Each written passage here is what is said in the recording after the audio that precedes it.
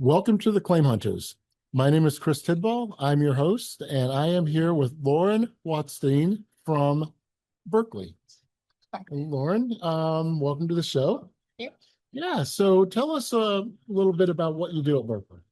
So I currently manage in a two-pronged position. I manage a team of legal professionals who do bill review for 17 Berkeley entities. Okay, But I also am working with our legal claims department to manage our corporate panels for defense and coverage. so you probably come across some interesting stuff in your role. I mean, you have, kind of twofold. One, you get the billings for 17 different companies. That's a lot of law firms, a lot of law bills. It is. Yeah, how do you keep on top of that?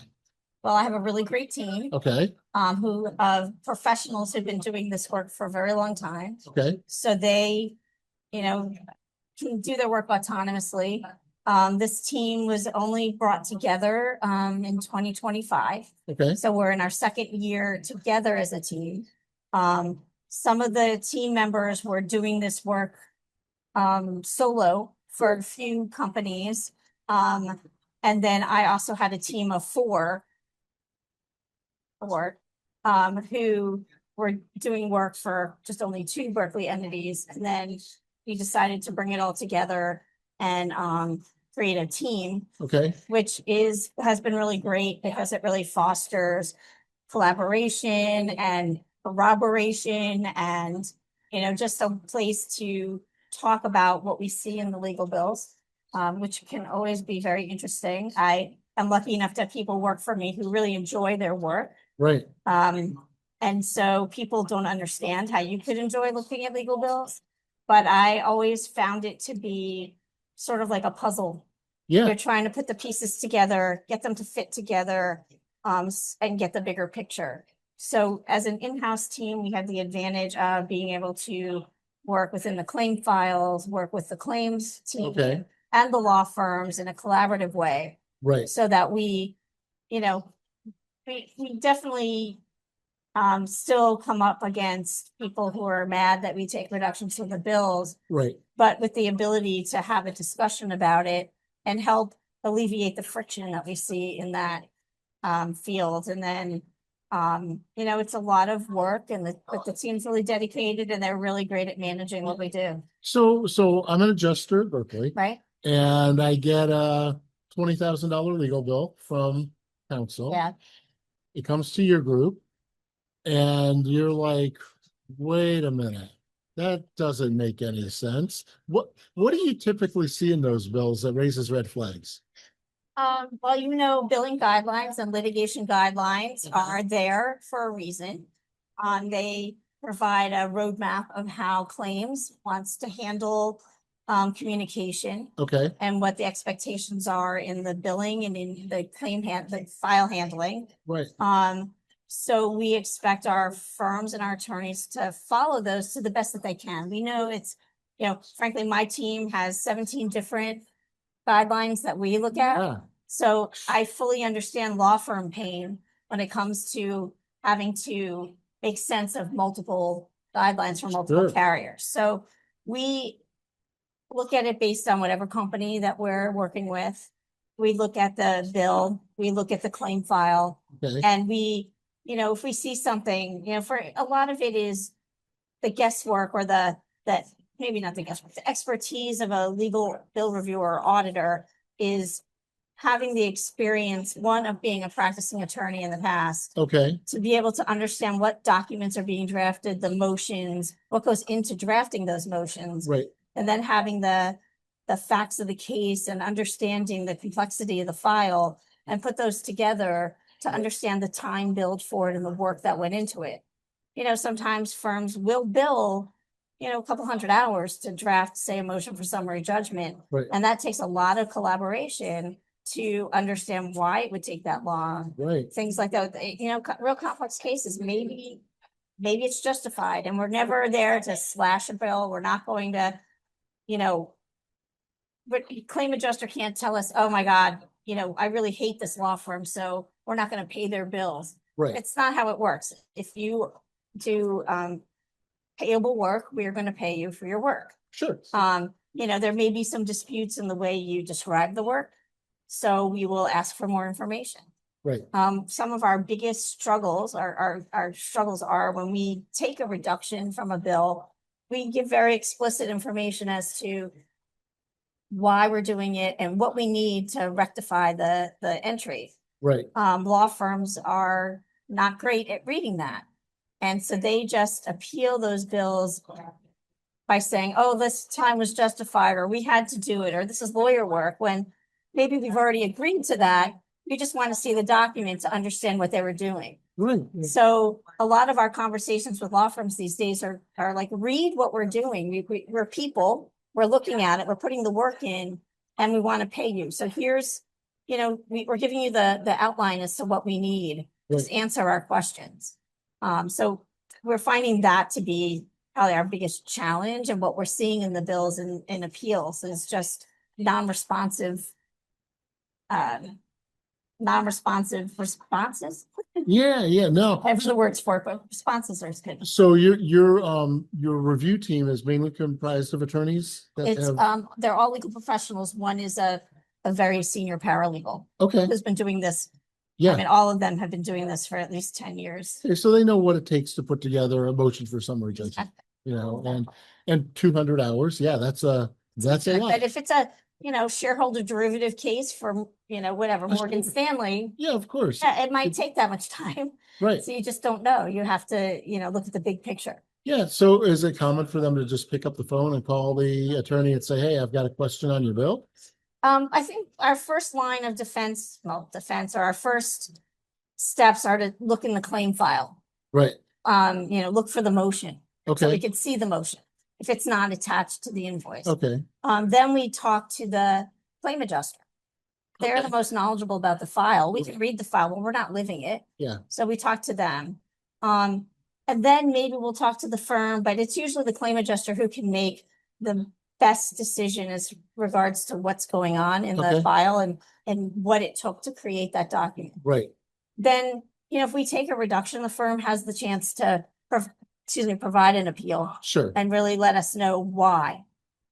And, maybe they'll email and they'll be mad about it. And but we work together.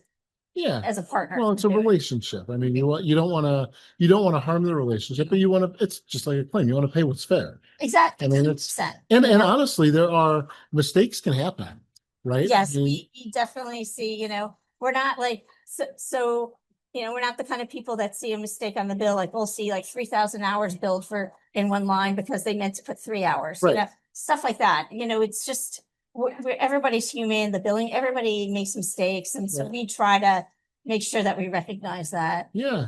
So there are bill review softwares out there. Do you use anything like that? We do. We use a bill review software application to, ingest the bills. Okay. It does apply some rules, system rules, not very many because we find that it misfires. Yeah. So we're not going to rely on it to tell us what's clerical task or what travel is, because it sometimes it even Miles, like somebody whose name is Miles, will trigger. So we use basic rules to highlight things that we might want to look at. And then we have adjustments and things we can put in, and we can, adjust them, customize them, do anything we need to do to get our message across regarding what we're doing. Wow. And so when you're not doing the bill review piece, you're managing panel counsel as well. Yes. So we just went through a transitional period where we are now have like a more formal Berkley corporate panel list that's out there. Okay. Most Berkley companies do manage their own panels as well. Okay. We consult and help, but we're not there to manage those. So, Berkley, so that list and those relationships are any Berkley can use those at any. Gotcha. Yeah, I mean, it sounds like you're keeping pretty busy. Yeah, it's been a very good period of growth for me because I started my background. I started at Chubb. I did the usual course of how people get to Berkley, which is 16 years at Chubb and then a few years at CNA. Okay, and then And now at Berkeley, Berkeley, yeah. working with a lot of people that I've worked with in the past, and I was originally brought into Berkeley Environmental Okay, to basically start up this program just in that particular company. Right. And then it was decided to expand it to a corporate shared service instead of just a Gotcha. Berkeley environmental Yeah, program. which is great. I mean, it's great career growth for you. It is. Yeah. It's kind of, where, I should be, Yeah. you know. How'd you get into claims? So I was in retail for a long time, and my Okay. husband went to law school after we got married, and I decided I didn't want to be in retail anymore. So I went to law school at night, Okay, and ended up working for a very small law firm that did all SIU work oh, fun. for Okay. Allstate. Yeah. And it was 3 years of nonstop jury trials. Oh, wow. So it was a real into the frying pan kind of job. Right. And it was a great experience, but pretty miserable in general. Okay, So through a friend, a mother of my daughter's friend, I ended up at Chubb looking at legal bills on paper. okay, And, eventually got opportunities to learn more, develop actually some software applications, okay. work with vendors, and, just moved up there and had Yeah. a lot of opportunity there to grow. Yeah, And then Ace acquired Chubb, and right. they started, moving everything offshore or onshore. So I ended up going to CNA. I, ended up doing just outside counsel management there. So at Chubb, I was more of the bill review piece, Right. and at CNA, I was only outside counsel management. So then that kind of ended, and so I ended up at Berkeley Environmental through, somebody I knew at Chubb Right. who was looking to put together an in-house team to do bill review and manage his panel. Yeah. Wow. So if you were going to give people advice on legal bills, what would you tell them to look for? Most important thing. So they were like, if their own legal bill or reviewing a legal bill. Reviewing, yeah, adjusters or carriers, the bills come in every month, you're getting bills. Some of them probably just get paid. Some of them Absolutely. might just get dropped in a file. But, what advice would you give people? So if you're a busy claim adjuster and you unfortunately have to look at bills, Right. legal bills, and you can't just like pay them, somebody's going to audit your file and you're going to have to actually look at something. Right. Look for the low hanging fruit. Look for people doing clerical tasks. Look for people making, well, they don't really make copies anymore. Right. But there are ways to do work that maybe isn't attorney work. Maybe it's Okay. paralegal work, or for a lot of time being billed for the same thing. Okay. We see something called pattern billing, and that means that it's the same entry with the same time billed many, many, many times across one bill, multiple bills Okay. by the same attorney. And it starts to become a pattern and you can start to see it. Right. It's hard, when you're a claim adjuster and you're not in tune with the billing. Right. You're in tune with your case. A lot of claim adjusters use bills to help them and help inform them about what's going on in their file. Sure. And I think that's great. But to be a claim adjuster and have to review a bill, I think is really difficult. Oh, yeah. That's something that we've been, part of our growth is alleviating claim adjusters of that Right. role. There have been different companies that still require claim adjusters to look at the bills. So Right. we, are hopefully taking that off their plate. Yeah. Um, Yeah, no, it's fascinating stuff and a hugely important role because it's right on the bottom line. exactly. So, yeah, well, thank you so much for stopping by the show today. You're welcome. Thanks for having me. Absolutely.